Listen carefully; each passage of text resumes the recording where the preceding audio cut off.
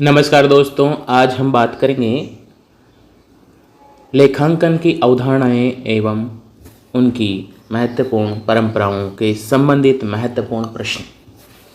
ये वीडियो आपके लिए बहुत ही लाभदायक हेल्पफुल बनने वाला है आरपीएससी फर्स्ट ग्रेड की नई वैकेंसी के लिए। और आरपीएससी फर्स्ट ग्रेड की जो आज हम चयन करेंगे जो क्वेश्चन करने वाले हैं, ये क्वेश्चन पुराने परीक्षा पेपरों से लिए गए हैं। बहुत सारे पेपर हमने कलेक्ट किए हैं, उनसे ये क्वेश्चन लिए हैं। केवीएस के, एनवीएस के, PGT, TGT, UP TET, PGT, MTET और भी बहुत आरपीएससी फर्स्ट ग्रेड की जो परीक्षाएं चल रही हैं, डीएसएसबी का एग्ज़ाम, उससे बहुत सारे क्वेश्चन आपके सामने डाउटफुल रहे होंगे और परीक्षा में भी पूछे गए होंगे, आपके सामने भी आए होंगे अगर आपने क्वेश्चन या पेपर दिए होंगे। तो आज हम आरपीएससी फर्स्ट ग्रेड की बात कर रहे हैं। आरपीएससी फर्स्ट ग्रेड का जो एग्ज़ाम है वो होगा। आरपीएससी फर्स्ट ग्रेड की वैकेंसी भी आने वाली है, तो फर्स्ट ग्रेड की वैकेंसी जल्द ही आपको देखने को मिलेगी दोस्तों। आज हमने कॉमर्स में, जो आपके पास कॉमर्स हैं उसके बारे में हम बात करेंगे, अदर सब्जेक्ट की बात नहीं कर रहे हैं। कॉमर्स के जो एक टॉपिक है लेखांकन की अवधारणाएं और सिद्धांत जो हैं, उस टॉपिक से ही हमने क्वेश्चन को चयन किया है और वही क्वेश्चन आज बहुत इंपॉर्टेंट है। टॉपिक बहुत इंपॉर्टेंट है, आप सभी को पता है। पहला दूसरा टॉपिक आपका मिल जाता है और ये सामान्य लेखांकन का सबसे मेन टॉपिक माना जाता है, जहाँ से परीक्षा में कम से कम 3 से 4 क्वेश्चन जरूर मिलते हैं। चाहे आप किसी की भी तैयारी कर रहे हो, आरपीएससी फर्स्ट ग्रेड की तैयारी कर रहे हो, सेकंड यूपी पीजीटी टीजीटी की तैयारी कर रहे हो, केवीएस की तैयारी कर रहे हो, एनवीएस की तैयारी कर रहे हो या डीएसएसबी की तैयारी कर रहे हो, लेकिन ये सभी के लिए बहुत ही ज़्यादा इम्पोर्टेंट टॉपिक रहता है। परीक्षा में भी सबसे ज़्यादा क्वेश्चन पूछे जाते हैं इससे। और आज जो क्वेश्चन लिए हैं वो भी पुराने एग्जाम में पूछे गए क्वेश्चन हैं सारे के सारे। तो स्टार्ट करते हैं आज के पहले क्वेश्चन से। और पहला क्वेश्चन हमने लिया है, लेखांकन के सिद्धांत निर्मित हैं। लेखांकन के सिद्धांत निर्मित हैं। ऑप्शन हैं, एक ए है वैज्ञानिक द्वारा निर्मित, बी ऑप्शन है प्रकृति द्वारा निर्मित, सी ऑप्शन है मानव द्वारा निर्मित और डी ऑप्शन है उपयुक्त सभी। तो लेखांकन के जो सिद्धांत हैं वो वैज्ञानिकों ने तो नहीं बनाए भाई, प्रकृति ने ऑटोमेटिक नहीं बने हैं। तो यहाँ पर जो क्वेश्चन का आंसर होगा वो मानव द्वारा निर्मित है। अकाउंटिंग किसने बनाई है? लोगों ने बनाई है।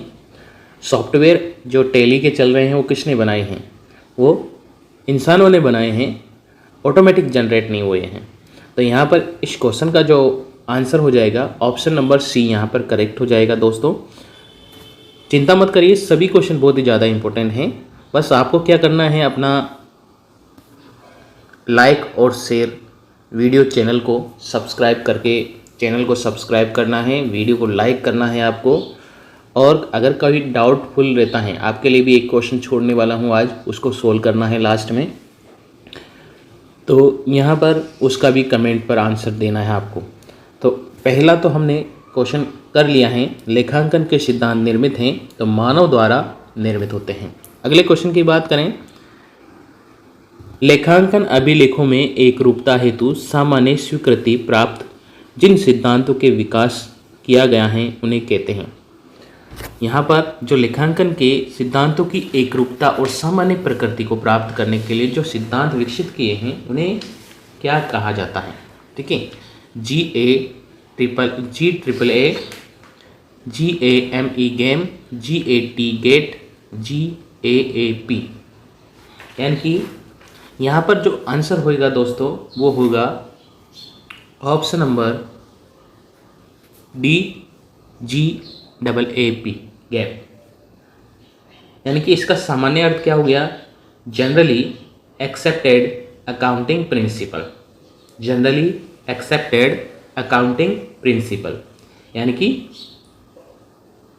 सामान्य लेखांकन के सामान्य एवं नियम और सिद्धांत।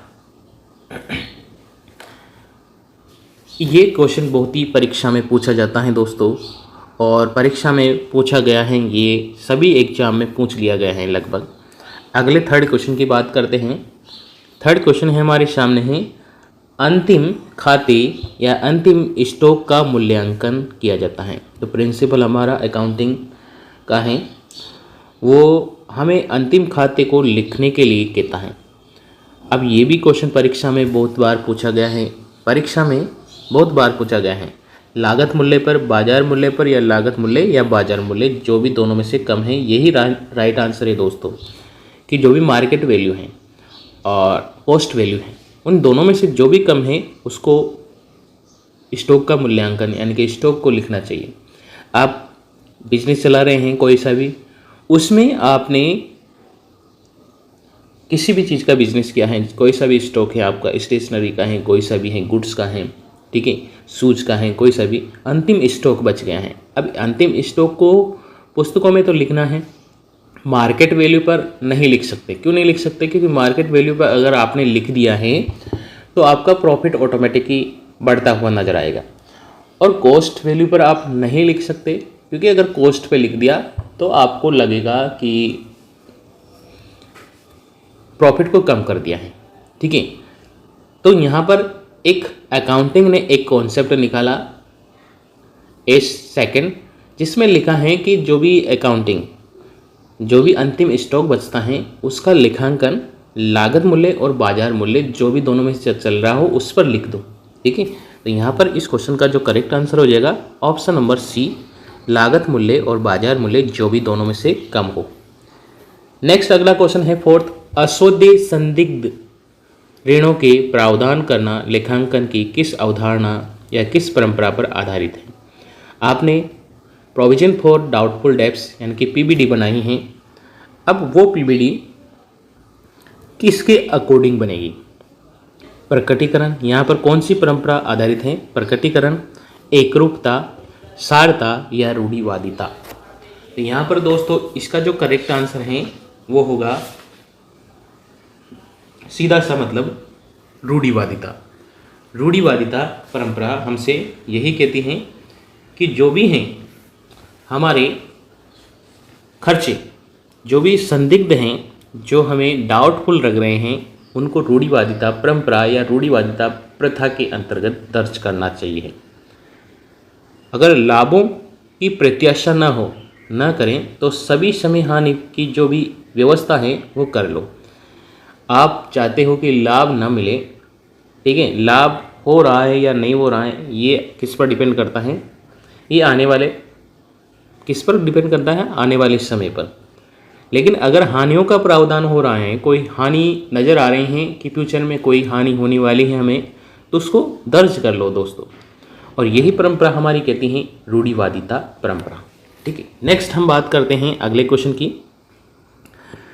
व्यवसाय भविष्य में अनंत काल तक चलता रहेगा, ठीक है। हमारा व्यवसाय है जो अनंत काल तक चलता रहेगा, गोइंग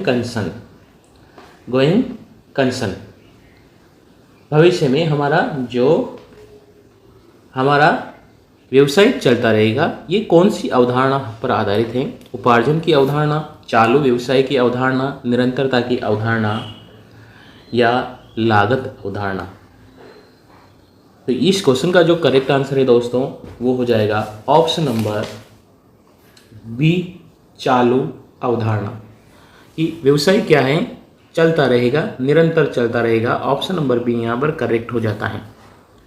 नेक्स्ट छठा क्वेश्चन है, व्यवसायिक प्रलेखों की लेखांकन रिकॉर्ड के आधार होते हैं जो आधारित हैं चालू व्यवसाय की अवधारणा, लेखा अवधि की अवधारणा, प्रमाण की अवधारणा, मुद्रा मापन की अवधारणा। तो यहाँ पर इस क्वेश्चन का जो करेक्ट आंसर है दोस्तों वो हो जाएगा ऑप्शन नंबर सी, प्रमाण की अवधारणा, ठीक है। रिकॉर्ड करें, हमारे पास कोई एविडेंस है उसके अकॉर्डिंग ही हमें रिकॉर्ड करना चाहिए, ठीक है। नेक्स्ट है 7 नंबर का क्वेश्चन, वित्तीय विवरण संबंधी सभी तथ्यों को सत्य और उचित यानी कि ट्रू फेयर्स रूप में प्रकट करना आधारित होता है। अब ये है जो भी तथ्य हैं हमारे पास, जो भी सबूत हैं, उनको लिखना चाहिए सत्य और उचित, सत्य और उचितता की बात कर रहे हैं तो कौन सी अवधारणा पर आधारित होता है? ये हो जाता है पूर्ण प्रकटीकरण की अवधारणा S1। अगला क्वेश्चन है 8वां, व्यापार के स्वामी द्वारा विनियोजित पूंजी व्यापार का दायित्व है। किस अवधारणा के अंतर्गत? निरंतरता की अवधारणा, पृथक अस्तित्व की अवधारणा, उपार्जन की अवधारणा, द्विपक्षीय अवधारणा। तो यहाँ पर इस क्वेश्चन का जो करेक्ट आंसर होगा दोस्तों वो हो जाएगा ऑप्शन नंबर बी, पृथक अस्तित्व की अवधारणा। ये है आपका बिजनेस और ये बिजनेस है और ये है आपने कैपिटल लगाए, पूंजी भी स्टार्ट की और एक बिजनेस स्टार्ट कर दिया। ठीक है, आपने बिजनेस स्टार्ट कर दिया और बिजनेस में आपने पैसा लगा हुआ है, आप व्यवसाय कर रहे हैं। तो आप जब भी अपनी पुस्तकों में व्यवसाय में जो पूंजी लगाई है उसका अलग मेंटेन रिकॉर्ड रखोगे और बिजनेस एक आपको अलग मेंटेन रखेगा। आपने कैपिटल लगाए, आप एक तरह से बिजनेस के ऋणी हैं। आपको बिजनेस को आपको पैसा देना है दोस्तों। बिजनेस फ्यूचर में आपको पैसा देगा या प्रॉफिट देगा। ठीक है, तो ये है हमारी पृथक अस्तित्व की अवधारणा। इसके अनुसार कहते हैं कि जो आप हैं और बिजनेस हैं वो दोनों ही अलग अलग हैं। ठीक है, दोनों अलग अलग हैं, एक नहीं है। ये हमारी पृथक अस्तित्व की अवधारणा कहती है दोस्तों, पृथक अस्तित्व की अवधारणा। नेक्स्ट हम बात करें अगले क्वेश्चन की और अगला क्वेश्चन है 9वां क्वेश्चन, संपत्तियों को किस अवधारणा के अनुसार क्रय मूल्य या लागत मूल्य पर दिखाना चाहिए? कॉस्ट वैल्यू पर दिखाएं या परचेस वैल्यू पर दिखाएं? ये हमारी कौन सी अवधारणा कहती है दोस्तों? ये कहती है हमारी ऐतिहासिक लागत की अवधारणा। कॉस्ट वैल्यू पर दिखाना है या फिर हमें परचेस वैल्यू पर दिखाना है, ये हमारी ऐतिहासिक लागत अवधारणा कहती है दोस्तों। नेक्स्ट हमारी अगले क्वेश्चन की बात करते हैं। अकाउंटिंग सिस्टम आ गया है यहाँ पर। पिछले क्वेश्चन में भी, ये पेपर में भी, हमारे जो वीडियो था उसमें भी ये क्वेश्चन था और ये बहुत ही इम्पोर्टेंट भी बन जाता है पेपर के अकॉर्डिंग।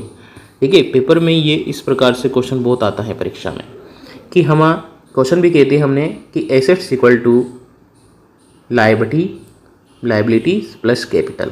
अब देखते हैं assets equal to liabilities plus capital किस में है। पहले में है, अब यहाँ पर हमें नहीं है, ये ढूंढना है कौन सा नहीं है। संपत्ति बराबर दायित्व प्लस पूंजी, ये तो है भाई। संपत्ति प्लस कैपिटल, यानी कि अगर मान लो अगर एसेट्स आ जाए तो उस लायबिलिटी, अगर अपन को यहाँ पर कैपिटल इधर लेनी है तो लायबिलिटी माइनस करनी है और अगर लायबिलिटी इधर लेनी है तो एसेट्स में से कैपिटल माइनस करनी है। तो यहाँ पर संपत्ति प्लस कैपिटल नहीं होगा, संपत्ति प्लस लायबिलिटी होता है, संपत्ति प्लस कैपिटल नहीं होता है, संपत्ति माइनस। ठीक है, तो ये वाला गलत है। संपत्ति प्लस दायित्व, ये भी क्या है, गलत है। उपयुक्त में से कोई नहीं। तो यहाँ पर देखिए जो पहला है, यहाँ पर क्वेश्चन में मिस प्रिंटिंग है, लेखांकन समीकरण है। तो यहाँ पर लेखांकन समीकरण है, एक को हटा दीजिए तो वो जाएगा संपत्ति बराबर दायित्व प्लस पूंजी। ठीक है, ऑप्शन नंबर 1 यहाँ पर राइट हो जाता है। नेक्स्ट अगला क्वेश्चन है, अदत्त किराया आउटस्टैंडिंग रेंट को किस अवधारणा के अंतर्गत पुस्तकों में दिखाया जाता है? तो ये है उपार्जन की अवधारणा दोस्तों। ऑप्शन नंबर 1 यहाँ पर हो जाता है, उपार्जन की अवधारणा के अंतर्गत आउटस्टैंडिंग रेंट, प्रीपेड रेंट, इनको दिखाया जाता है। नेक्स्ट है 12th नंबर का क्वेश्चन और 12th नंबर के क्वेश्चन में है, लेखांकन की आदर्श अवधि होती हैं। जो अकाउंटिंग की जाती है उनका जो फाइनेंसिंग ईयर होता है, फाइनेंसिंग पीरियड होता है, वो होता है 12th माह, 1 साल का होता है और स्टार्ट होता है 31 मार्च से, 1 अप्रैल से होगा दोस्तों, 1 अप्रैल टू 31 मार्च। ये फाइनेंसिंग ईयर होता है, वित्तीय वर्ष होता है, परीक्षा में भी पूछते हैं दोस्तों, इसको याद रखना है। नेक्स्ट है 13 नंबर का क्वेश्चन, वह प्रथा जिसके अनुसार व्यवसाय की संभावित हानियों का आयोजन पूर्व में ही कर लिया जाता है। तो इस क्वेश्चन में जो संभावित हानियां हैं, जैसे कि हमने पीबीडी बनाई है, वो किस किस जो संभावित हानियाँ हैं, फ्यूचर में होने वाली हानियाँ हैं, उनका एक रिकॉर्ड मेंटेन कर लिया जाता है। तो वो उसके अंतर्गत वो असंभावित जो संभावित हानियाँ हैं उनको रिकॉर्ड करते हैं, अकाउंटिंग करते हैं, वो किस अवधारणा के अनुसार करते हैं। वहाँ पर भी क्वेश्चन का आंसर क्या था? रूढ़िवादिता। तो यहाँ पर भी इस क्वेश्चन का आंसर हो जाएगा रूढ़िवादिता। परंपराएं हमसे कहती हैं कि असंभाव्य हानियाँ हैं उनको रिकॉर्ड कर लो, तो ये रूढ़िवादिता परंपरा के अनुसार है। 14 नंबर का क्वेश्चन, वह प्रथा जिसके अनुसार विनियोगों यानी कि इन्वेस्टमेंट का मार्केट मूल्य फुट नोट के रूप में दिखाना चाहिए। ठीक है ना, फुट नोट के रूप में इन्वेस्टमेंट का मार्केट वैल्यू फुट नोट के रूप में दिखाना चाहिए। ये हमसे कहती हैं प्रकटीकरण की अवधारणा। ये रिकॉर्ड कर लो, फुट नोट के रूप में लिखो पर लिखो ज़रूर। ठीक है, तो ये कहता है पूर्ण प्रकटीकरण, प्रकट कर दो। 15 नंबर का क्वेश्चन, वह प्रथा जिसके अनुसार कम मूल्य के माल को विविध एक्सपेंसेज है ना, प्रीमियरली एक्सपेंसेज, विविध एक्सपेंसेज में लिखना चाहिए, अदर एक्सपेंसेज बोल सकते हैं, को लिखना चाहिए। ठीक है, चाहे मूल्य कितना भी कम हो लेकिन उसको लिखो जरूर। ठीक है, तो ये हमारा क्वेश्चन का जो आंसर होगा वो सारता की अवधारणा। जैसे मान लीजिए हमारे जो गुड्स की वैल्यू है वो है 11,032। ठीक है, तो राउंड फिगर में हम किसको क्या कर लेंगे, इसको 11,000 ही लिखेंगे। ठीक है, तो इसको लिखना या इसको छोड़ देना ये हमारी सारता की अवधारणा कहती है, सारता की परंपरा कहती हैं। नेक्स्ट है 16 नंबर का क्वेश्चन, रूढ़िवादिता प्रथा का आर्थिक छिट्टा पर प्रभाव होगा। संपत्तियों में वृद्धि करना, संपत्तियों के मूल्य में कमी होना, दायित्व के मूल्य में कमी आना, पूंजी में वृद्धि करना। इस क्वेश्चन का जो करेक्ट आंसर होगा दोस्तों वो संपत्ति के मूल्य में कमी होना। ठीक है, संपत्ति के मूल्य में कमी होना। नेक्स्ट है विंडो ड्रेसिंग किस प्रथा से संबंधित है ना, प्रबंधित है, प्रतिबद्ध है। ठीक है, तो विंडो ड्रेसिंग एक तरह से एक चोरी हो सकती है, कह सकते हैं दोस्तों। ये है कौन सी अवधारणा? रूढ़िवादिता परंपरा की अवधारणा। नेक्स्ट हम बात करें अगले क्वेश्चन की। 18 नंबर का क्वेश्चन है, मात्रात्मक व्यवहारों का लेखा नहीं रखा जाता है। मात्रात्मक व्यवहारों का लेखा नहीं रखा जाता है। मुद्रा पापमठ की अवधारणा, उपार्जन की अवधारणा, द्विपक्षीय अवधारणा, प्रकटीकरण की अवधारणा। इस क्वेश्चन का आंसर होगा मुद्रा मापन की अवधारणा। नेक्स्ट है 19वां नंबर का क्वेश्चन, 19वें नंबर का, पूर्वदत्त व्यय, प्रीपेड एक्सपेंसेस एक मद है, ये है आयगत मद। ये क्या है? आयगत मद है दोस्तों। ऑप्शन नंबर 1 यहाँ राइट हो जाता है। 20वां क्वेश्चन है, निम्नलिखित में से पूंजीगत मद हैं। निम्नलिखित में से पूंजीगत मद हैं। अब पूंजीगत मद कौन सी हैं? पुरानी मशीन को मरम्मत व्यय ताकि चलाने योग्य हो, मोटर कार के रखरखाव का व्यय, भवन का सामान्य मरम्मत। ठीक है, अब यहाँ पर देखिए पूंजीगत व्यय वो होते हैं जो किसी भी एसेट्स को कंटिन्यू चलाने के लिए एक फिक्स अमाउंट लगाया जाता है। ऐसा कि नहीं कि उसको कंटिन्यू चलाने के लिए हर बार खर्चा करना पड़े, पेंट करना पड़े, ठीक है, या उस पर उसका सर्विस करवाना पड़े, तो वो क्या है, वो आयगत होती हैं। लेकिन कभी कभी हमें इतनी बड़ी अमाउंट में पैसा लगाना पड़ता है या उसकी मरम्मत ऐसी करानी होती है ताकि वो चल सकें, और अगर नहीं करते हैं हम तो वो नहीं चल पाएगी, उसको बिजनेस से हटाना पड़ेगा। ठीक है, तो यहाँ पर ये आंसर हो जाएगा पुरानी मशीन का मरम्मत चलाने योग्य हो। ठीक है, दूसरा क्यों नहीं होगा? क्योंकि मोटर कार का रखरखाव कर रहे हैं हम, मेंटेनेंस चार्ज दे रहे हैं, हर साल दे रहे हैं, तो ये नहीं होगा। भवन की सामान्य मरम्मत कर रहे हैं तो ये भी नहीं होगा क्योंकि ये भी हर बार होता है। अगर ये होता कि भवन को प्रारंभिक रूप से है ना रहने योग्य बनाने के लिए या बिजनेस चलाने के लिए प्रारंभिक खर्च करते हैं, या एक बार प्रथम बार हम उसको मेंटेन कर रहे हैं, तो वो खर्चा पूंजीगत में हो सकता था। लेकिन यहाँ सामान्य मरम्मत हैं, इसीलिए सामान्य मरम्मत हर साल होएगी तो वो आयगत होगा, ना कि पूंजीगत। पूंजीगत का मतलब है खर्चा एक बार ही लगता है और उसको फ्यूचर में उस एसेट्स को यूज़ करने योग्य बनाया जाता है। तो यहाँ पर ऑप्शन नंबर 1 राइट हो जाता है। नेक्स्ट है 21वां नंबर का क्वेश्चन, कर्मचारियों की छटनी कर दी गई है, क्षतिपूर्ति एक मद है, स्थगित आयगत व्यय, पूंजीगत व्यय। अब यहाँ पर क्या करा, कर्मचारियों की हमने छटनी कर दी। ठीक है, तो ये हैं आयगत व्यय। नेक्स्ट है निम्नलिखित में से आयगत प्राप्ति है। आयगत प्राप्ति कौन सा है? तो यहाँ पर आयगत प्राप्ति होगा बैंक ऋण, संपत्ति का विक्रय, विनियोगों का लाभांश, इनमें से कोई नहीं। तो ऑप्शन हो जाएगा सी, इन्वेस्टमेंट से हमें डिविडेंड मिल रहा है तो वो आयगत प्राप्ति कहलाती है। नेक्स्ट है पुनः बिक्री हेतु खरीदने गए माल की लागत का उदाहरण है। अगर आपको पुनः बिक्री करने के लिए कोई भी एसेट्स को परचेज करते हैं, ठीक है, सेल करने के ऑब्जेक्ट से आप उसको परचेज कर रहे हैं, तो ये आपका जो होगा ऑप्शन नंबर बी वो आयगत होगा। ठीक है, ऑप्शन नंबर बी आयगत होगा। नेक्स्ट है संचालन में मितव्ययता लाने के लिए किया गया खर्चा।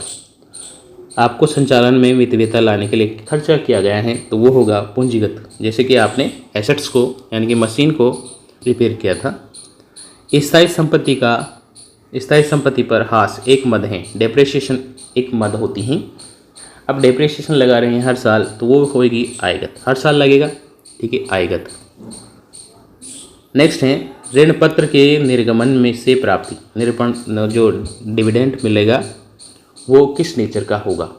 ठीक है, डिविडेंड मिलेगा वो पूंजीगत नेचर का ही होगा। ठीक है, क्योंकि कैपिटल ही एक तरह से। नेक्स्ट है कार्यालय में एयर कंडीशनर के कार्य पर 25,000 रुपये का खर्चा किया गया है, वे किया गया है, तो वो क्या होगा? एयर कंडीशनर तो 25,000 रुपये का खर्चा है, विविध एक्सपेंसेज में दर्ज कर देंगे। ठीक है, अगर ज़्यादा पूंजी हैं, बड़ी हैं, तो इसको पूंजीगत एक्सपेंसेज मानेंगे दोस्तों।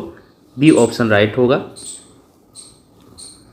28वां है कार उत्पादन पर भुगतान किया गया उत्पादन शुल्क। आप कार उत्पादन किया है, भुगतान जो उत्पादन शुल्क लगाया है हर बार होता है। ठीक है, उत्पादन कर रहे हो, उत्पादन पर ही खर्चा कर रहे हो तो आयगत होगा। ठीक है, नेक्स्ट है जिसे बिजनेस रिलेटेड होता है उसी पर खर्चा कर रहे हो तो वो आयगत होता है।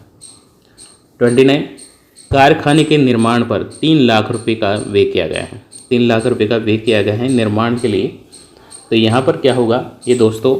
ये भी पूंजीगत होगा क्योंकि निर्माण कार्य कर रहा है, बहुत बड़ी अमाउंट यहाँ पर लगाई जा रही हैं, पूंजीगत होगा। सिनेमा हॉल चलाने हेतु लाइसेंस। अब ये भी सिनेमा हॉल चला रहे हो आप, लाइसेंस ले रहे हो, तो ये भी पूंजीगत ही होगी। नेक्स्ट है एक मशीन 5 लाख रुपए में खरीदी, उसकी मरम्मत के समय 50,000 रुपये का खर्चा किया गया, तो 5,50,000 की वो एसेट्स पड़ गई। कुछ दिनों बाद 10,000 रुपये का व्यय किया गया। प्लांट अब 5,60,000 की हो गई वो। ठीक है, प्लांट 50,000 रुपये लाभ पर बेच दिया। अब आप उस एसेट्स को कितने में बेचोगे? ठीक है, कुछ समय बाद उसने 10,000 रुपये का खर्चा किया है दोस्तों, तो 10,000 को अपन को गिनना नहीं है क्योंकि ये आयगत हैं, ये पूंजीगत हैं दोनों। तो ये 5,50,000 हो गया और उसको 50,000 प्रॉफिट के साथ बेचा तो 6 लाख में बेच देंगे। ठीक है, 10 को नहीं गिनेंगे क्योंकि ये आयगत हैं। कॉस्ट उसकी ये हुई और 50,000 रुपये उसका प्रॉफिट हुआ। ठीक है, तो 6 लाख रुपये में आपने एसेट्स को बेच दिया है। नेक्स्ट है एक भवन 50,000 रुपये पर क्रय किया गया जिसका वर्तमान पुस्तकें मिले 25,000 रुपये, जो 30,000 रुपये में बेच दिया। अब 30,000 रुपये में बेच दिया है आपने दोस्तों, तो यहाँ पर देखिए 50,000 की थी वो, 25,000 रुपये उसका बुक वैल्यू है और 30,000 रुपये में आपने बेच दिया है, तो पूंजीगत लाभ कितना हुआ? पूंजीगत लाभ होगा आपका 5,000 रुपये। ठीक है, तो 5 लाख ही हुआ आपका पूंजीगत लाभ, क्योंकि 25 की थी और 30 में बेचा है आपने, तो लाभ कितना हुआ? 5,000 रुपये। निम्नलिखित में से आयगत प्राप्ति है। निम्नलिखित में से आयगत प्राप्ति है संपत्ति का विक्रय, ऋण पत्रों के निर्गमन, सेवा अनुबंध भंग करने की प्राप्ति राशि या स्वामी का पूंजी। तो यहाँ पर इस क्वेश्चन का जो करेक्ट आंसर होगा दोस्तों, सेवा अनुबंध भंग करने पर प्राप्ति राशि आयगत प्राप्ति होगी। नेक्स्ट है विदेशी विनियोग दरों में परिवर्तन के प्रभाव के लिए लेखांकन संबंधी। अब विदेशी विनिमय है, ठीक है, तो यहाँ पर इसका जो अकाउंटिंग एज होगा 11 होगा, अकाउंटिंग एस 11। भारतीय लेखांकन मानक 10 का संबंध है। अब अकाउंटिंग स्टैंडर्ड 10 में क्या लिखा है? ठीक है, तो ये बात पूछी है क्वेश्चन में। तो ये होगी फिक्स एसेट्स होती हैं उसका लेखांकन। ठीक है, तो यहाँ पर डी ऑप्शन राइट है, स्थिर संपत्तियों के लेखांकन से।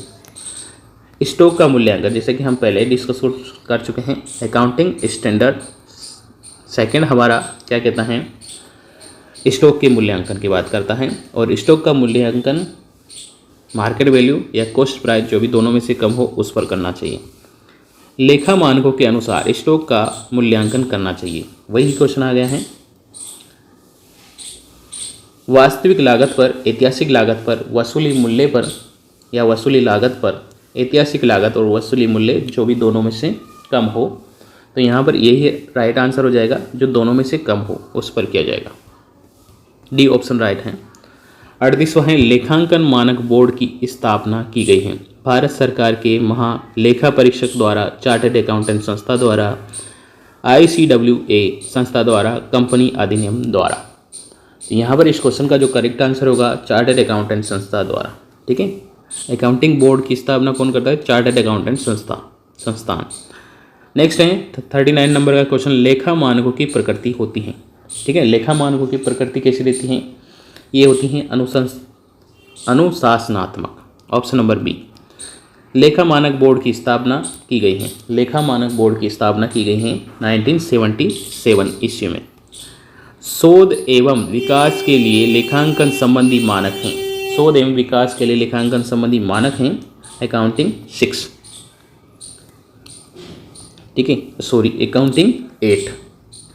अकाउंटिंग S6 में तो डेप्रिसिएशन की लिखा हुआ है, तो डेप्रिसिएशन का भी आ गया है क्वेश्चन। डेप्रिसिएशन होगा अकाउंटिंग स्टैंडर्ड 6। यहाँ पर राइट होगा अकाउंटिंग 8 और अकाउंटिंग स्टैंडर्ड 6, यहाँ पर डेप्रिसिएशन का। नेक्स्ट है लेखा मानक 1 संबंधित हैं पूर्ण प्रकटीकरण के बारे में। ऑप्शन नंबर 1 यहाँ पर लेखांकन की नीतियों का प्रकटीकरण। नेक्स्ट बात करें, अगला 44वां है, लेखा मानक सेकंड के अनुसार ऐतिहासिक लागत शामिल है। ऐतिहासिक लागत में शामिल है, तो अकाउंटिंग ये होता है स्टॉक के मूल्यांकन से संबंधित। स्टॉक की मूल्यांकन से संबंधित इसका लेखा होता है। और यहाँ पर क्रय लागत, परिवर्तन लागत, स्टॉक के वर्तमान स्थिति में लाना, उपयुक्त सभी यहाँ पर राइट होगा दोस्तों। नेक्स्ट है, निम्नलिखित में से क्रय लागत में शामिल होने वाली मद नहीं है। आयात शुल्क, व्यापारिक बट्टा, गाड़ी भाड़ा, प्रत्यक्ष व्यय। अब यहाँ पर क्रय में कौन सा शामिल नहीं होता है, शामिल नहीं होता है, तो यहाँ पर होगा व्यापारिक बट्टा। व्यापारिक बट्टे को हम शामिल नहीं करेंगे। बाकी जो भी एक्सपेंसेज हैं वो डायरेक्ट एक्सपेंसेज हैं, डायरेक्ट, तो उसको कॉस्ट में शामिल किया जाता है। नेक्स्ट है रोकड़ प्रवाह विवरण लेखा मानक 3 का उद्देश्य है। तो अकाउंटिंग 3 है, अकाउंटिंग स्टैंडर्ड 3 वो हैं कैश फ्लो स्टेटमेंट से संबंधित। और ये पेपर में परीक्षा में बहुत बार क्वेश्चन पूछा जाता है। ये हैं हमारे जो रोकड़ हैं और रोकड़ तुल्य में परिवर्तन की सूचना प्रस्तुत करता है। ऑप्शन नंबर 1 यहाँ पर करेक्ट है। नेक्स्ट है रोकड़ तुल्य का आशय क्या है। रोकड़ तुल्य का मतलब क्या होता है, तो रोकड़ तुल्य का मतलब है अत्यंत तरल विनियोग। जो अत्यंत तरल विनियोग है उसको कैश में कन्वर्ट करने की जरूरत नहीं, डायरेक्ट हमारे पैसे ही होते हैं वो। ठीक है, नेक्स्ट है अगला 48वां, निम्नलिखित वित्तीय क्रिया से रोकड़ प्रवाह होता है। तो इस क्वेश्चन का आंसर हो जाएगा ऑप्शन नंबर बी, हंस एवं ऋण पत्र के निर्गमन। 49 नंबर का क्वेश्चन है, निम्नलिखित में से गैर रोकड़ व्यवसाय नहीं है। निम्नलिखित में से गैर रोकड़ व्यवहार नहीं है, तो यहाँ पर देखिए व्यवसाय में क्रय के बदले अंशों का निर्गमन, ऋण पत्रों के बदले अंशों का निर्गमन, दायित्व के निस्तारण से संपत्ति की प्राप्ति, उधार ली गई राशि का पुनर्भरण। ऑप्शन नंबर डी राइट है। नेक्स्ट है हास लेखांकन मानक निम्नलिखित में से कौन लागू होता है। हास ख्याति पर, मशीन पर, पशुधन पर, तेल पर। ठीक है, तो डेप्रिसिएशन लागू होता है, डेप्रिसिएशन मशीन पर लगता है, ना कि गुडविल पर, ना ही पशुधन पर और ना ही तेल के कुएं पर। ठीक है, नेक्स्ट हम बात कर रहे हैं 51वां नंबर का क्वेश्चन है, निम्नलिखित में से क्षयशील संपत्ति है। क्षयशील मतलब जो धीरे धीरे खत्म हो जाती हैं, तो यहाँ पर हो जाएगी खाने, धीरे धीरे खत्म होएगी भाई। हास योग्य संपत्ति हैं। हास योग्य संपत्ति हैं सीमित जीवन काल वाली संपत्तियाँ, भूमि, प्राकृतिक, असीमित जीवन काल वाली संपत्तियाँ, तो यहाँ पर होगा सीमित जीवन काल वाली संपत्तियाँ, ऑप्शन नंबर ए। लेखा मानक 6 के अनुसार हास योग्य राशि हैं, ये क्या होती हैं? जो डेप्रिसिएशन होता है वो होता है लागत मूल्य, क्रय मूल्य, ऐतिहासिक लागत माइनस अवशिष्ट मूल्य, पुनर्स्थापित मूल्य। तो यहाँ पर इस क्वेश्चन का जो राइट आंसर होगा ऐतिहासिक मूल्य, जो लागत होती हैं उसमें से स्क्रैप वैल्यू माइनस कर देते हैं तो आंसर डेप्रिसिएशन हो जाता है। उसकी एक्चुअल कॉस्ट आ जाती है, फिर नंबर ऑफ ईयर से डिवाइड करते हैं, उसकी पर ईयर डेप्रिसिएशन राशि आ जाती है। यानी कि डेप्रिसिएशन में कैसे निकालते हैं डेप्रिसिएशन? उसकी कॉस्ट प्राइस, उसमें से स्क्रैप वैल्यू माइनस कर देते हैं और नंबर ऑफ ईयर जो होते हैं उनसे डिवाइड कर देते हैं तो पर ईयर की डेप्रिसिएशन आ जाती है। नेक्स्ट है 54वां, आय संबंधी लेखा मानक संबंधित हैं। आय संबंधी लेखा मानक संबंधित हैं माल की बिक्री की सेवा की आय से संबंधित, ऑप्शन नंबर सी यहाँ पर राइट है। 55वां क्वेश्चन है आय मान्यता संबंधी मानक 9 की अवधारणा परिभाषित शामिल नहीं है। तो 55वां क्वेश्चन का आंसर होगा दोस्तों संपत्ति, स्थायी संपत्ति के विक्रय से लाभ। नेक्स्ट है लेखा मानक 10 संबंधित हैं। अब लेखा मानक 10 जैसे कि हम पहले भी डिस्कस कर चुके हैं, ये स्थायी संपत्तियों के लेखांकन से संबंधित हैं। नेक्स्ट है लेखा मानक 13। अब लेखा मानक 13 बताइए किससे संबंधित है? ये होगा इन्वेस्टमेंट से संबंधित, इसमें इन्वेस्टमेंट के लेखांकन को संबंधित हैं तो 13 हैं, याद रखना है, सबके कंटिन्यू बहुत अच्छे क्वेश्चन हैं। 58वां क्वेश्चन है लेखा मानक 14 संबंधित हैं एकीकरण के लेखांकन से, हास के लेखांकन से, प्रकटीकरण के लेखांकन से, स्टॉक के मूल्यांकन से। बताइए इस क्वेश्चन का क्या आंसर होगा? इस क्वेश्चन का आंसर होगा एकीकरण, अमलगमेशन से संबंधित। अमलगमेशन मर्ज हो जाती हैं, कोई दो फर्म होती हैं या कंपनी होती हैं, कंपनी या पार्टनरशिप होती हैं, उनको मर्ज करते हैं तो अकाउंटिंग स्टैंडर्ड 14 के अकॉर्डिंग करते हैं। नेक्स्ट है लेखा मानक 19 संबंधित हैं। ठीक है, लेखा मानक 19 किससे संबंधित हैं? तो ये हैं पट्टे के लेखांकन से संबंधित। अब सेकंड लास्ट क्वेश्चन है, लास्ट क्वेश्चन करते हैं 60 नंबर का। लेखा मानक 20 से संबंधित हैं। लेखा मानक 20 किससे संबंधित हैं? लेखा मानक 20 हैं EPS, अर्निंग पर शेयर से। बी वाला ऑप्शन राइट हो जाता है। और लास्ट वाला क्वेश्चन आपके लिए छोड़ देते हैं। लेखा मानक 26 संबंधित हैं अमूर्त संपत्तियों के लेखांकन से, प्रकटीकरण से, विनियोगों के लेखांकन से या सरकारी अनुदान से। इस क्वेश्चन का आंसर आपको देना है सही, कहीं से भी सर्च करके, कहीं से अगर आपको पता है तो कमेंट सेक्शन पर इसका आंसर ज़रूर देकर जाना है। आज का सेशन कैसा लगा है दोस्तों? अच्छा लगा हो तो लाइक और शेयर करना है।